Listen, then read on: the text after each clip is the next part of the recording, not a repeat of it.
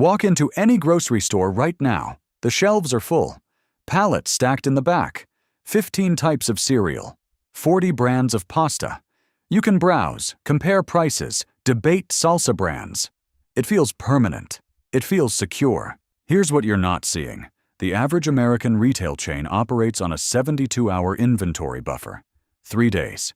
Everything on those shelves consumed in 72 hours if the resupply trucks stop rolling. And they will stop rolling. Trucking runs on diesel. Diesel comes from refineries. Refineries run on electricity and just-in-time component delivery. When one link breaks, the whole chain stops. Most preppers respond by stockpiling guns and gold, tactical vests and freeze-dried beef. They're preparing for the wrong crisis. I'm going to show you the 10 items that disappear first when supply chains collapse. But more importantly, I'm going to teach you how to evaluate scarcity so you're not just panic buying. But a list without methodology is just panic buying. And panic buying gets people killed. You end up with a garage full of stuff you can't use, don't need, and can't trade. Meanwhile, the things that actually matter are gone. So before I give you the list, I'm going to teach you how we evaluated these items. The exact framework. The 3 layers we examined. So you can audit any product anywhere and know whether it's critical or whether it's prepper cosplay. We call it the scarcity audit. 3 layers. Every item that made this list had to pass all 3. Most items that preppers stockpile fail at least 1 layer immediately. Some fail all 3. Layer 1. Supply chain fragility. How fast does this item disappear when disruption hits? Where is it manufactured? How many steps between factory and shelf? How dependent is it on imports, on just-in-time logistics, on single-source production facilities? Layer 2. Utility duration. Does this item remain functional long enough to matter? What's the shelf life? Does it require electricity, refrigeration, special storage conditions? Does it degrade in heat, in humidity, in normal garage conditions? Can you use it in 6 months? 2 years? 10 years? Layer 3. Barter multiplier. In a collapsed scenario, does anyone else want this item? How many people need it? How badly? How often? Can you trade it for other essentials, or is it so niche that it only helps you? Most preppers obsess over Layer 1. They track which items disappeared in 2020, which items vanished during hurricanes, which items sold out first during every panic. And that's important, but it's only 1/3 of the equation. An item can disappear instantly and still be useless if it expires in 90 days. An item can last forever, but have 0 value if nobody wants it.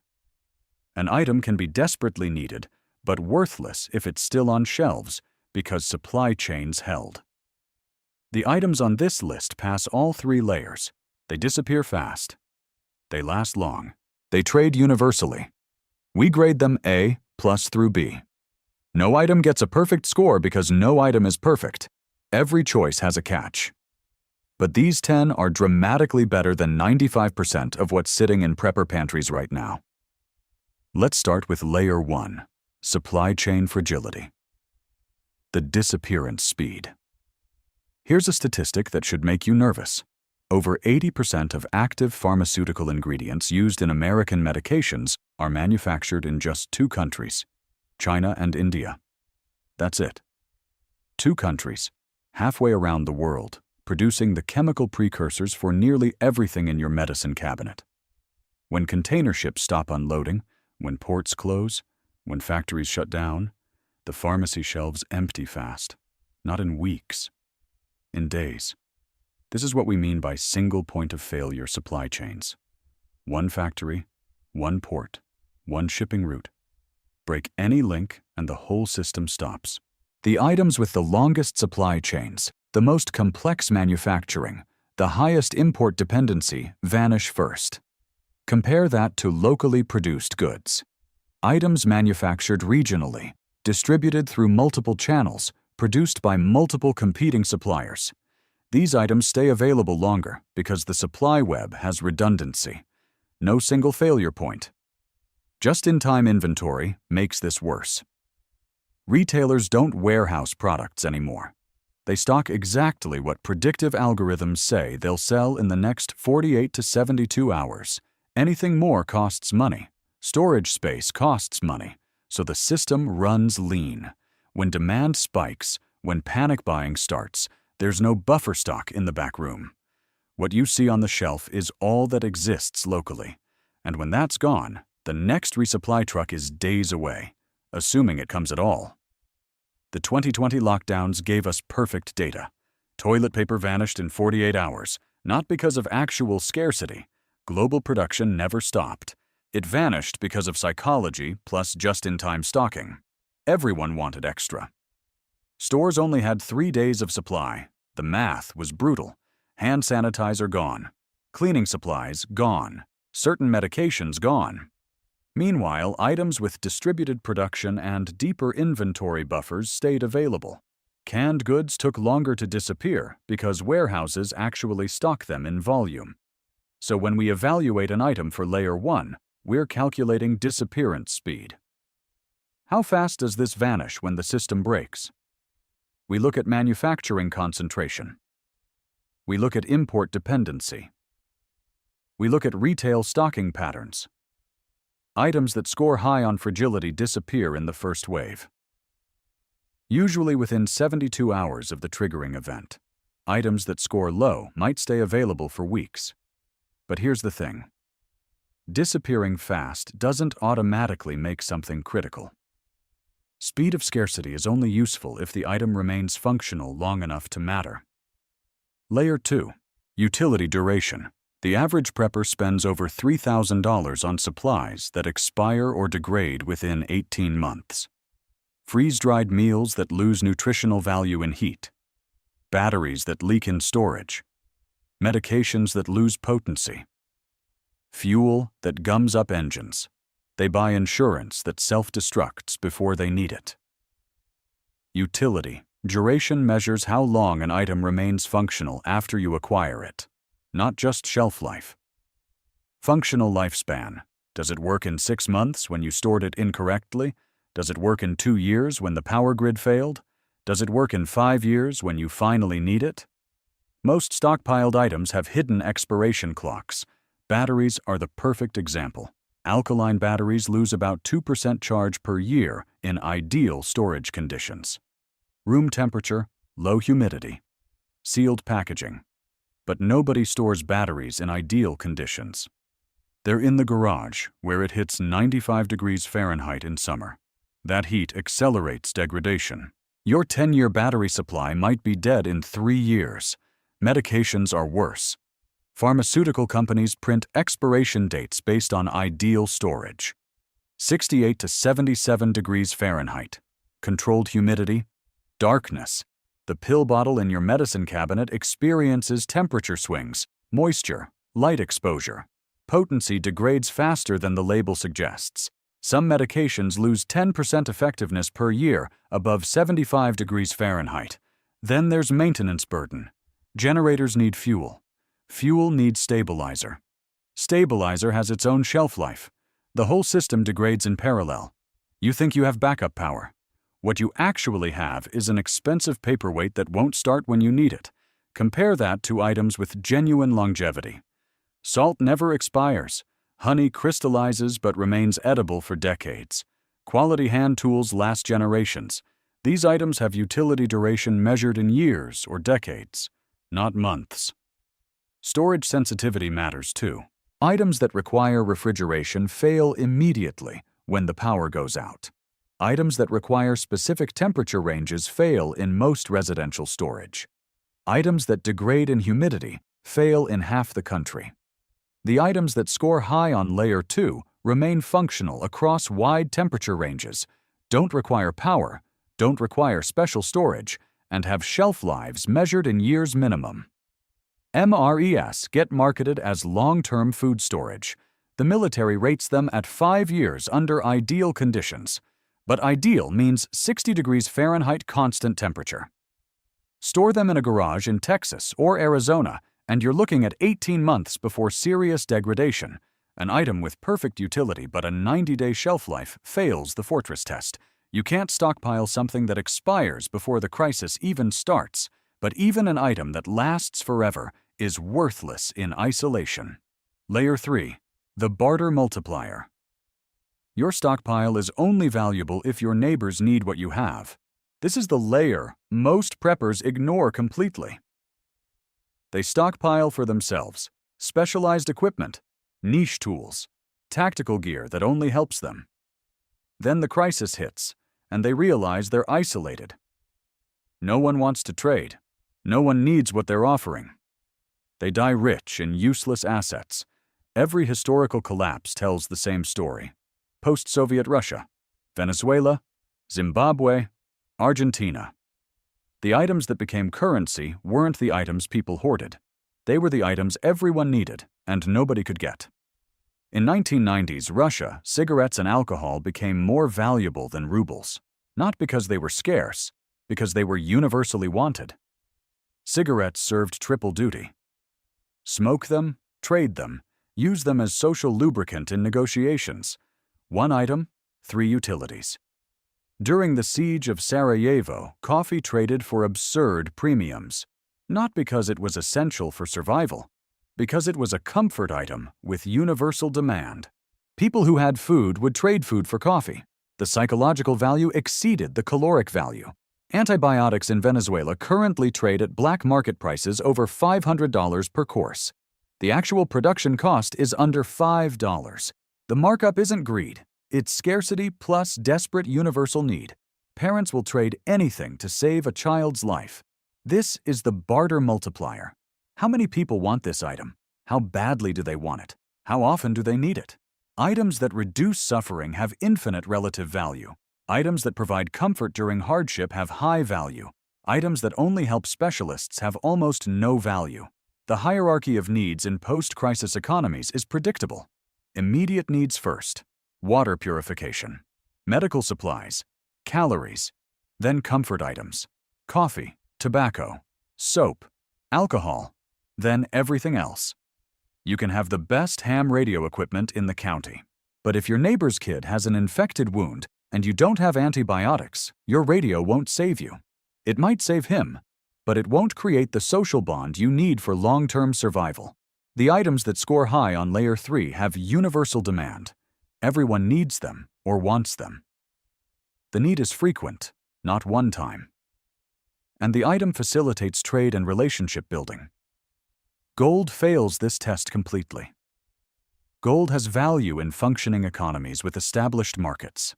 In collapse scenarios, gold is a paperweight. You can't eat it, you can't sterilize wounds with it, and the person with antibiotics doesn't want your gold. They want food, water, security. 3 layers, 3 filters. Now let's see what passes. Tier 1, the solid reserves.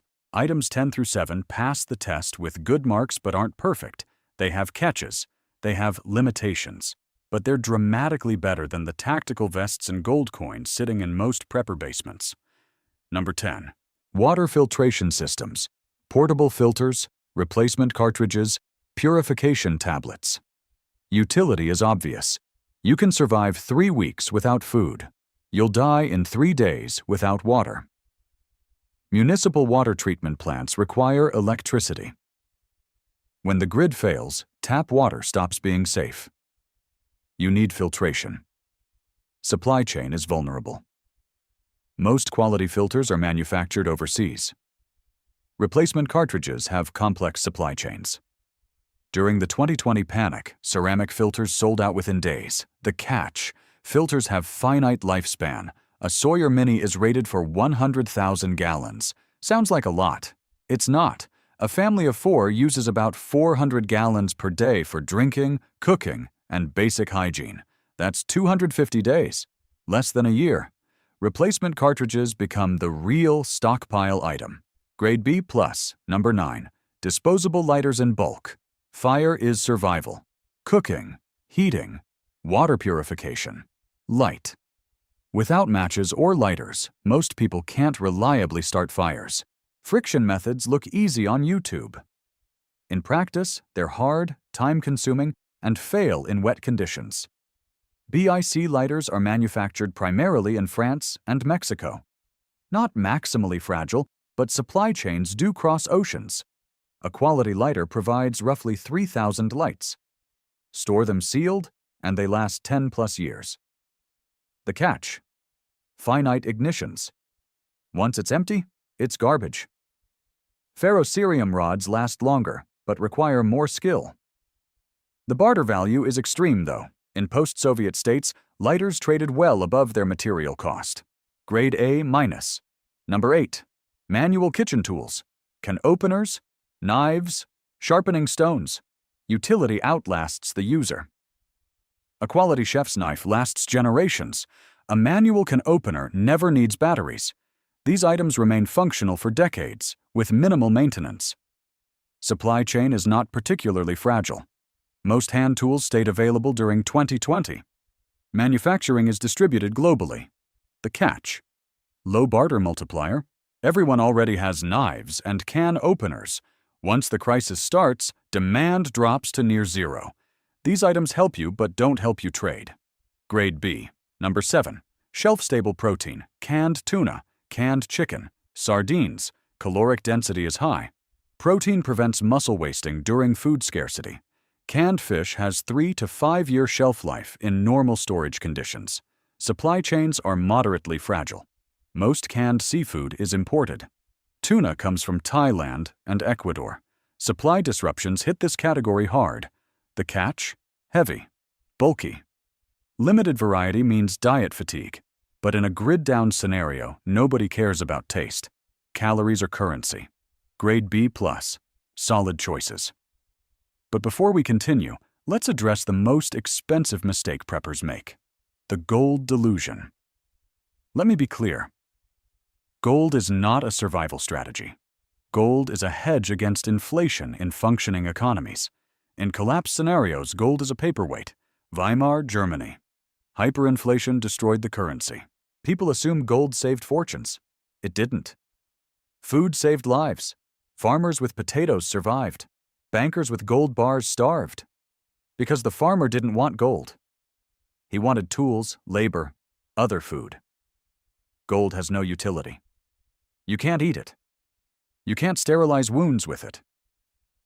You can't start fires. It's heavy. It's a theft target. And during the initial crisis phase, when survival is immediate, no one trades essentials for non-essentials. Gold works when civilization is rebuilding and markets reform. Not when your neighbor's kid is dying from infected water. These 10 items aren't fantasies. They're fundamentals. Number 6. Over-the-counter medications and first aid supplies. Antibiotics when available. Pain relievers. Antiseptics. Bandages, life-saving utility. Infections kill. Pain reduces effectiveness. Basic medical care is the difference between recovery and death. Supply chain is catastrophically fragile. Over 85% of antibiotic precursors manufactured in China and India. Ibuprofen, acetaminophen, most OTC medications rely on imports. The catch: prescription requirements for antibiotics, storage temperature sensitivity for some medications, but the barter multiplier is infinite. Parents trade anything for medicine. Grade A-. Number 5. Hygiene supplies, soap, toilet paper, toothpaste, feminine products, universal need, high barter multiplier.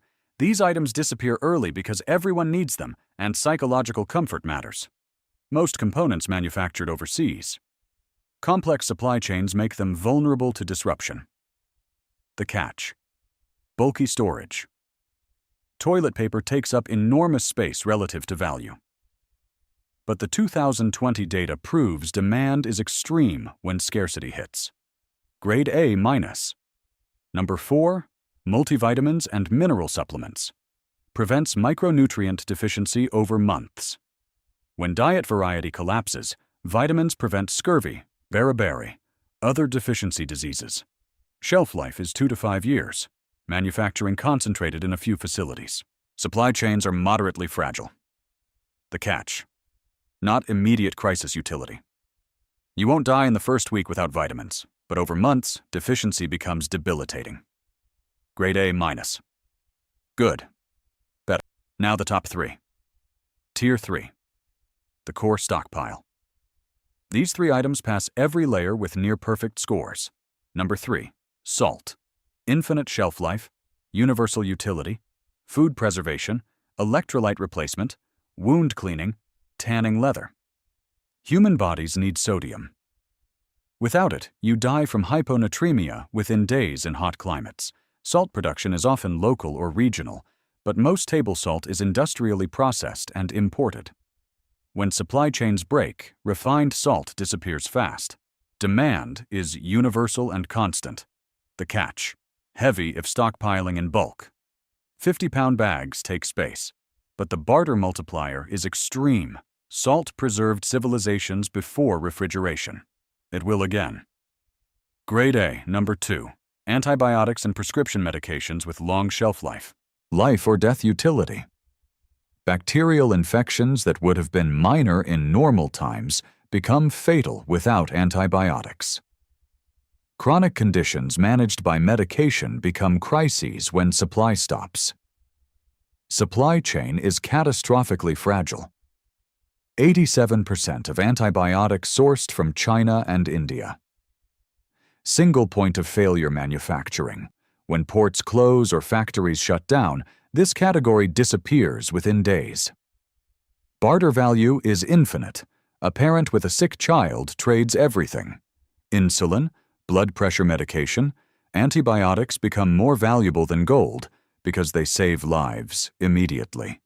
The catch: prescription access, legal and practical barriers to stockpiling, storage temperature requirements for some medications, but if you can acquire and store them properly, they're the highest value items in collapse scenarios. Grade A+, number 1. Water purification chemicals. Bleach, calcium hypochlorite, iodine tablets. Water is survival. Filtration systems break. Cartridges run out. Chemicals remain effective for years and purify thousands of gallons per unit. Sodium hypochlorite degrades over time, but calcium hypochlorite remains stable for years in sealed containers. 8 drops per gallon makes contaminated water safe. 1 pound purifies over 10,000 gallons. Supply chains are moderately fragile. Manufacturing is somewhat distributed, but still import-dependent. Universal need, infinite demand, years of utility per unit. You can survive without food for weeks. You die without water in days. Grade A+, 3 items, 3 layers. Now here's what you do. You have the list. Here's the protocol. This isn't panic buying. This is strategic positioning. There's a difference between hoarding and preparing. Hoarding is emotional. Preparation is mathematical. Step 1. Audit your current stockpile against the 3 layers. Take 1 hour. Use a spreadsheet or a notebook. List everything you've already acquired. Run each item through the filters. Supply chain fragility.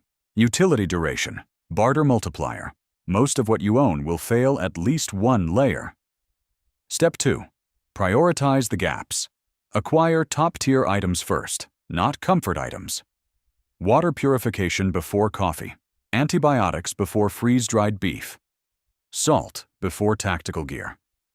Cover the A+ and A- grade items before moving down the list. Each tier builds the foundation for the next. Step 3. Rotate your stock on a schedule. Use oldest first. Replace continuously.